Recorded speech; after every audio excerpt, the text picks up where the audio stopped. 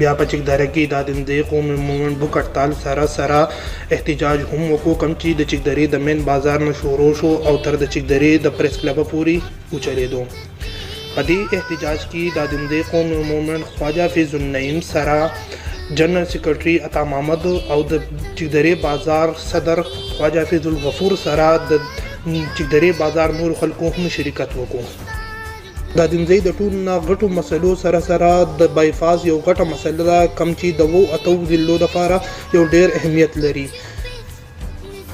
د ټولو خلکو دا وینا وه چې د دندې قومي مومنټ یو واحد داسې پارټي ده چې کم د غیر سیاسي تنظیم سره تعلق ساتي او کم چې د خلکو د خیر ښېګړې لپاره ډېرې منډې تړلې وهي.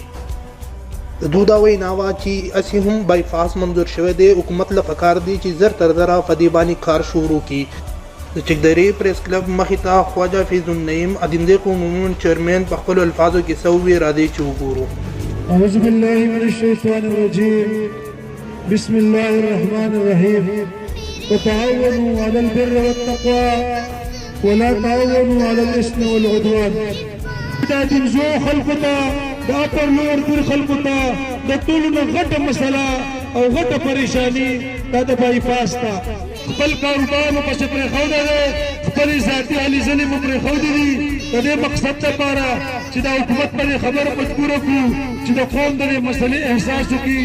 دا پریشاني ورځ په ورځ زیاتېږي.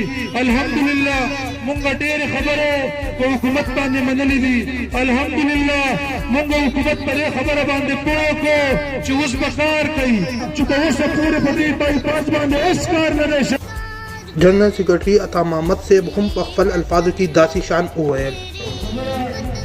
خبره د شمشاره ده، خبره د جلسو نه ده، خبره د جلسو نه ده، خبره د خلکو د راغونډولو نه ده، خبره هېڅ مقصد زموږ بایپاس جوړول هغه چې په هره طریقه د حکومتیت د خپل اوالې د فعالیت زموږ.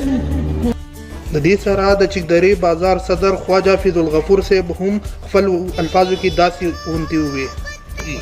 زه په دې موقع باندې ډېرې خبرې کول نه غواړم، خو زه د دندې قومي مومنټ چې کوم دی دا انتهایي د مبارکباد مستحق دی چې په هغوی کې دا شعور دی او دا ادراک دی پکې چې دا مسله ده او ټولو سیاسي جماعتونو په دې باندې ډرامې وکړي تر اوسه پورې. ټول په دې ګواهی چې کم سیاسي جماعت راغلی دی افتتاحي کړې ده، کیسې کټ کړې ده او چې کوم دی بیا په مخه تللي دي.